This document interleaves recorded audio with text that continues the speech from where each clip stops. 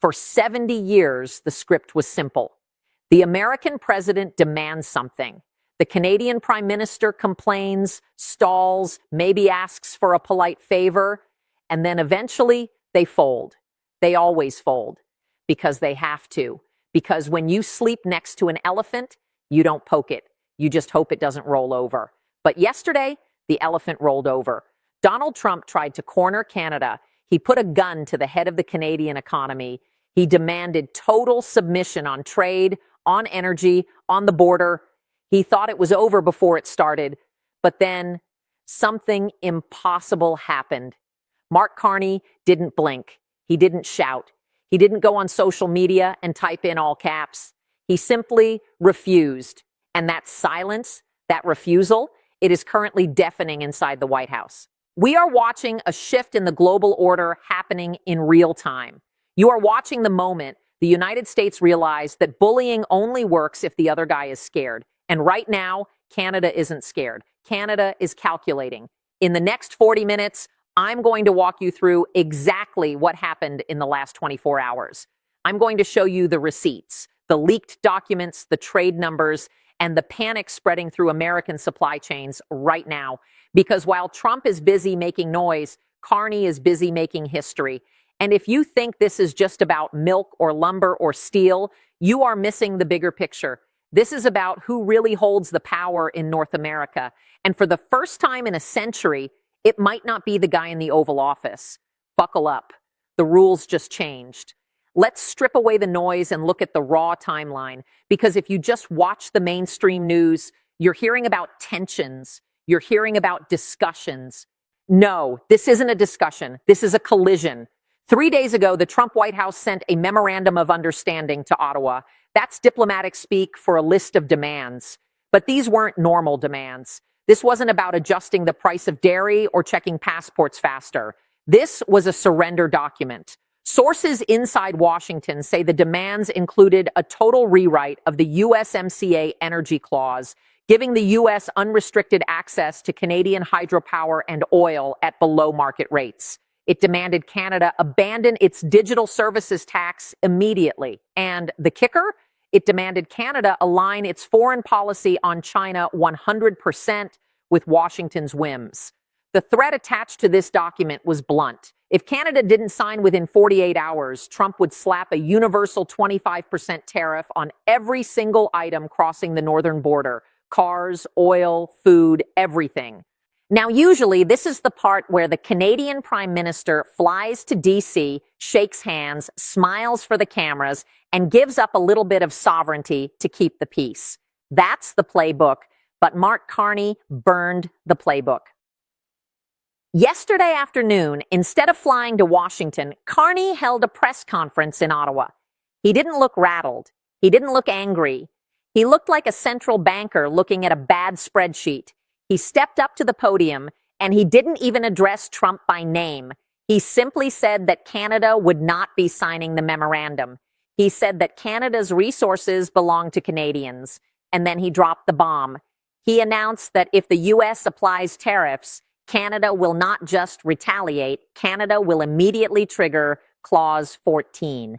We'll get to what Clause 14 is in a minute and why it made Wall Street traders spit out their coffee. But you need to understand the mood in the room.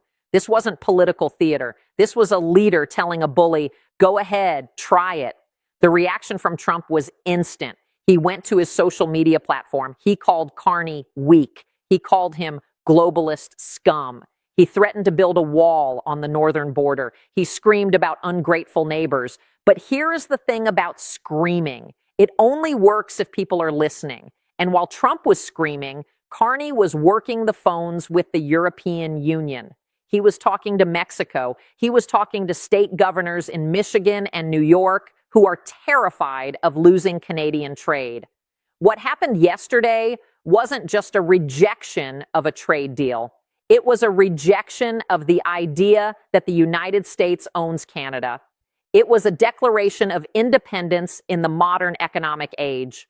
And the scariest part for Trump, he doesn't know what to do next. He has a hammer, he sees a nail, but the nail just got up and walked away. You might be thinking, okay, politicians say tough things all the time. What makes this real? I'm glad you asked, because we have the receipts. We have the data that proves this isn't just talk. This is economic warfare, and Canada brought better weapons. Let's look at receipt number 1, the energy grid.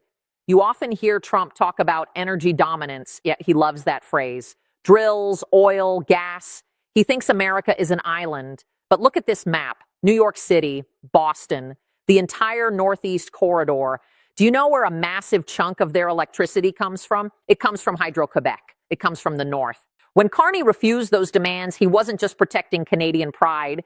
He was protecting the switch that keeps the lights on Broadway. The leaked memo implies Trump wanted to lock in low rates for that power. Carney said no. The receipt? Look at the energy futures market this morning. The price of electricity futures in the Northeast spiked 14% in 2 hours. Why? Because the market knows the truth.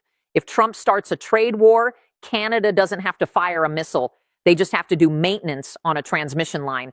They just have to review export capacity. And suddenly, New York goes dark. Receipt number 2, the auto sector panic. The American auto industry is not American. It is North American. A single car part crosses the US-Canada border up to 7 times before the car is finished. It's a woven knot. You can't cut it without bleeding to death. When Trump threatened that 25% tariff, he thought he was hurting Canada. But look at this letter from the governor of Michigan. It leaked last night.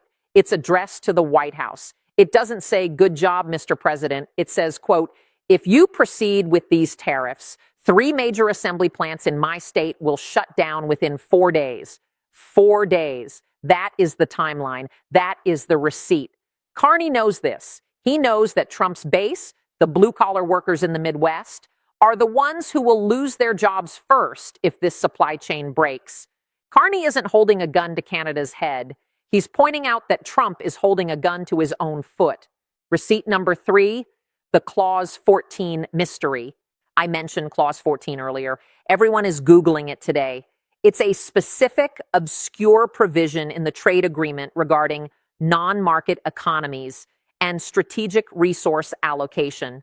Essentially, it allows a country to pivot its critical mineral exports to other allies if national security is threatened. Carney didn't just say no. He signaled that Canada sits on some of the largest reserves of lithium, cobalt, and uranium in the world.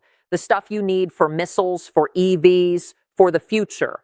By invoking this clause, he is legally preparing to sell those assets to Europe and Japan instead of the United States. That is the ultimate receipt. He is telling the Pentagon, "You want to play games?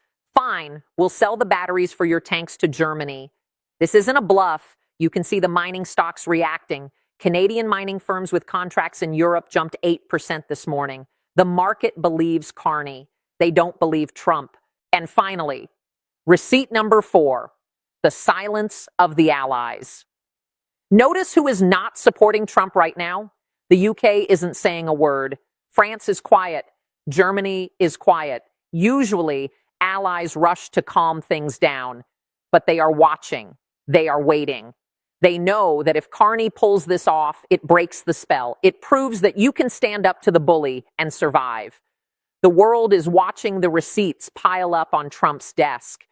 And for the first time, the bill is too high for him to pay. To understand why this is happening, you have to understand Donald Trump's psychology. And I don't mean that as an insult. I mean it as a strategic analysis. Trump operates on a theory of maximum pressure. He believes that if you make the threat big enough, loud enough, and scary enough, the other side will always crumble. It worked on real estate contractors in the 80s. It worked on some weak Republican senators. It worked on countries that had no other options.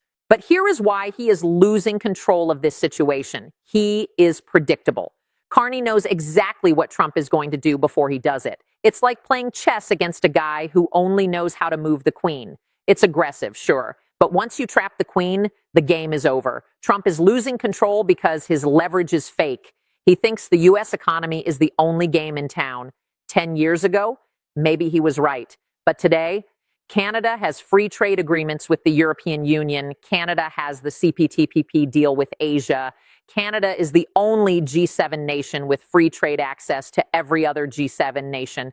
Carney has spent his entire career building these bridges. He didn't build them for fun. He built them for this exact moment. Trump is shouting into a megaphone, thinking he's terrifying the Canadians, but the Canadians are just putting on noise-canceling headphones and turning toward Brussels, turning toward Tokyo. And you can see the panic setting in at the White House. Look at the tweets. They are getting more erratic. First, it was tariffs. Then it was closing the border. Then it was sanctions. When a leader changes the threat 3 times in 6 hours, that is not strength. That is flailing. That is a man realizing that the steering wheel isn't connected to the tires anymore. He is also losing control of his own party. Senators from border states are freaking out.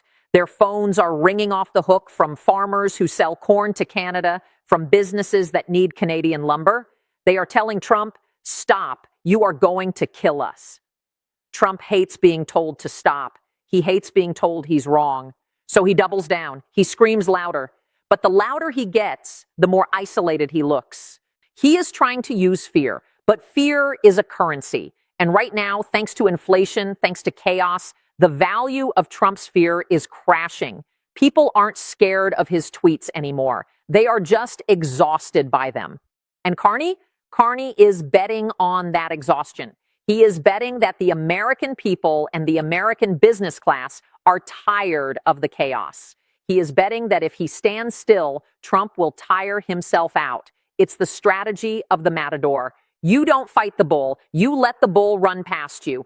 And right now, Trump is charging full speed at a red flag, not realizing there is a cliff right behind it. Let's talk about Mark Carney. This channel isn't about worshiping politicians. Politicians are employees. They work for us. But you have to respect the skill set when you see it. Previous Canadian prime ministers tried to be Trump's friend. They tried to charm him. They tried to be the nice neighbor. Justin Trudeau tried to play nice, then tried to play cool. It worked for a bit until it didn't. Carney is doing something completely different. He isn't playing politics. He is playing economics. Mark Carney is the former governor of the Bank of England. He is the former governor of the Bank of Canada.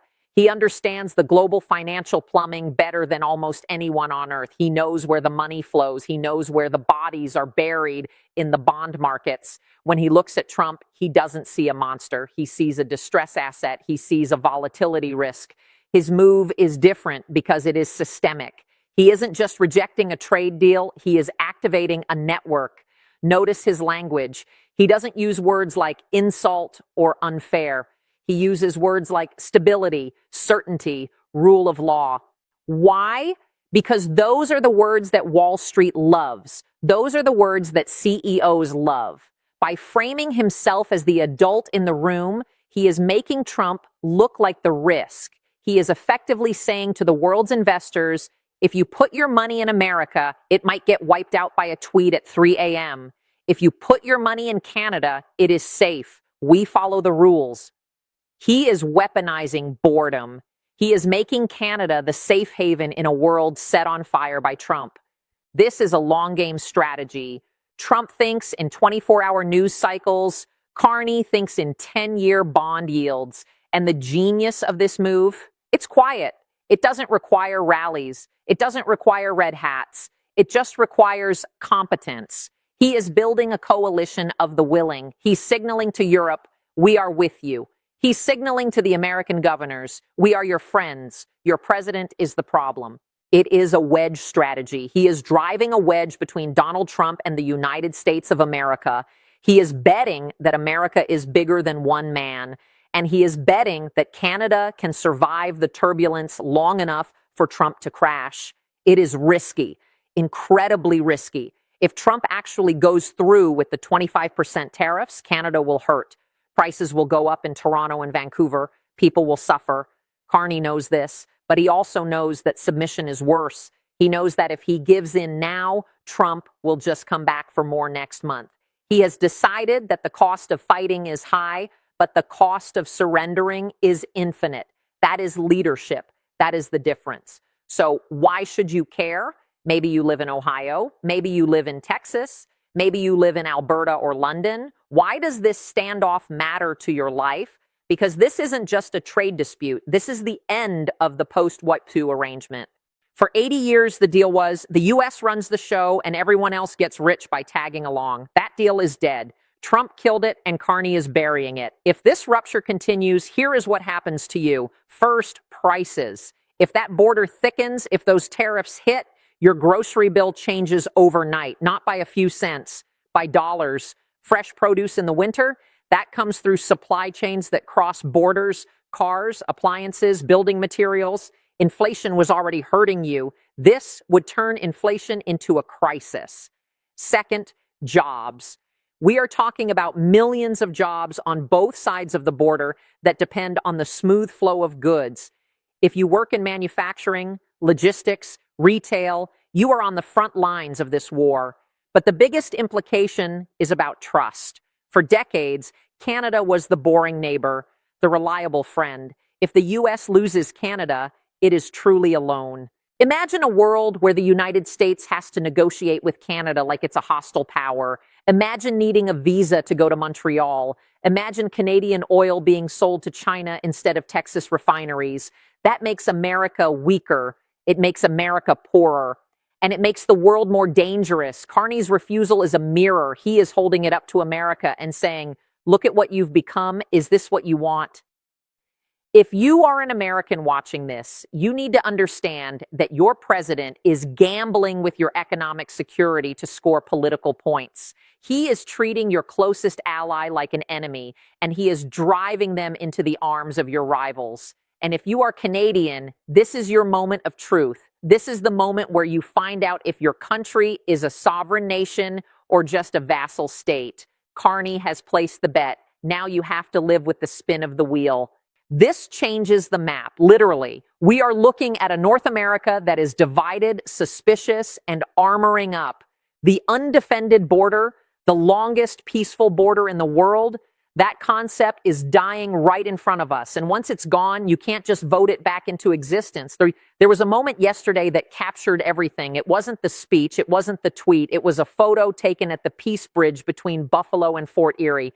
The driver is American. The gate is Canadian. And for the first time in his career, the gate was down, just for a routine check, they said. But the line of trucks behind him stretched for 3 miles.